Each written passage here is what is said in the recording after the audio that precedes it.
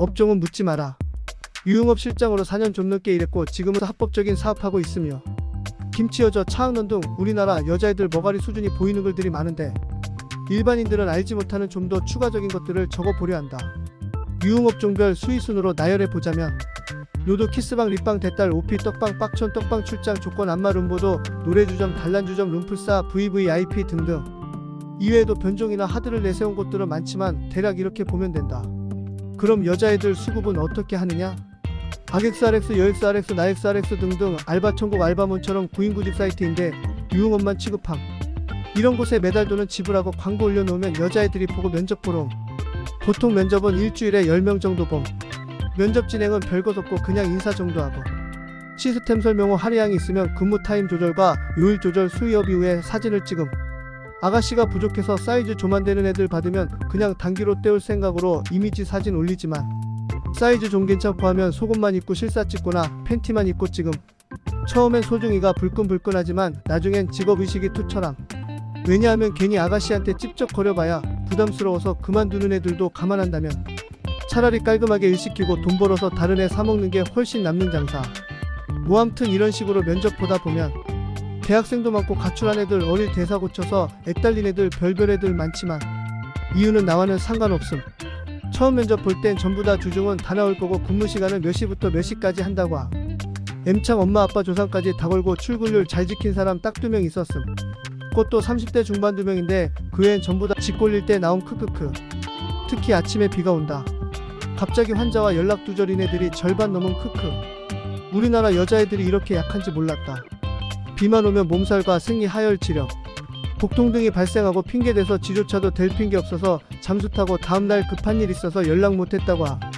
그리고 10명이 근무하면 3달 이상 일하는 애들 20%도 안 돼.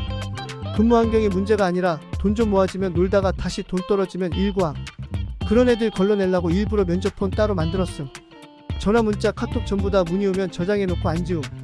한 2년쯤 지나니까 문의 오면 3040%는 이미 문의했거나 이랬던 애들임. 그동안 봤던 애들 중에 이 일로 돈 모아놓거나 뭐라도 해놓은 애들은 5%도 안 됨. 대기 시간에 이런저런 얘기하다 보면 술술 나오는데 정말 집안 사정이나 큰 돈이 필요한 애들은 거의 없음. 평균적으로 애들 수입 보자면 월 300 정도밖에 안 됨. 페이가 적은 게 아니라 토요일 일요일 쉬고 주중 5일중 집 꼴릴 때 한두 번씩 안 나오면 하루 20씩 벌어도 300분이 안 됨. 버스 타고 다니는 애들도 거의 없음. 이분들의 특징은 그걸 팔아도 게을러서 돈을 못 번. 일주일 바짝이라면 20만 300대니까 나머진 집 꼴릴 대 나오고 하니 맨날 그 수준에서 못 벗어나.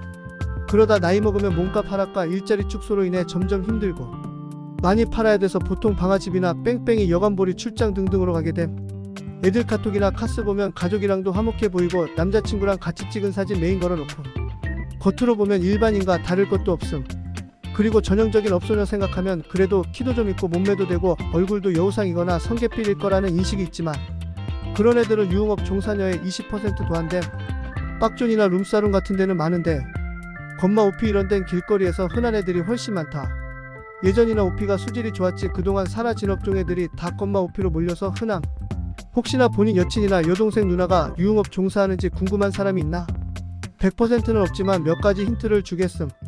업종마다 약간 다르지만 오피 건마는 주간조, 중간조, 야간조, 알바 4가지로 분류되는데 주간조는 오전 11시 12시부터 시작임. 그럼 9시 10분쯤 실장이랑 카톡을 함. 오늘 출근하냐고. 중간은 오후 4시 시작이 많고 야간은 저녁 8시부터 시작.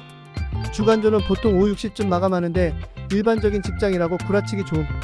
그러므로 알아보고 싶다면 1.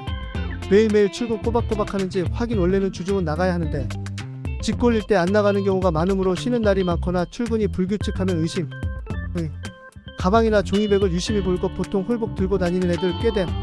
오피스텔 방 한 개를 주간 야간 돌려쓰므로 놓고 다니기 엔종글에서 들고 다님.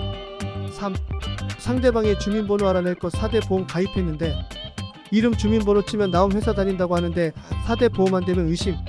아직 인턴 핑계 될 수도 있지만 알바나 공장이 아니면 첫 달 월급에서 소득세라도 나감. 알바면 지나가다 보면 되고 공장이면 XXXC 대출권 때문에 재직 확인차 전화 드렸다고 XXXC. 근무 중이냐고 하면 비정규직이어도 확인해줌. 4. 피임약 확인. 피임약만 한 500번은 사다 준 듯하다. 쌍년들 매일 한 개씩 먹어야 하므로 보통 가장 많이 사용하는 서랍이나 화장대 가방에 있을 것이다. 아무리 콘돔 낀다 해도 혹시 모를 사고를 대비해 피임약 먹는 건 기본이고 피임약을 먹으면 생리가 늦어진다. 피임약 매일 먹으면 생리가 2달까지도 미뤄짐. 그러므로 생리주기만 알아내면 한 달에 한 번씩 꼬박꼬박 생리하나 확인하고 생리할 때 돼서 5일 7일쯤 뭉태기로 쉰다 하면 의심해라. 피임약을 끊고 23일 후에 생리가 시작됨.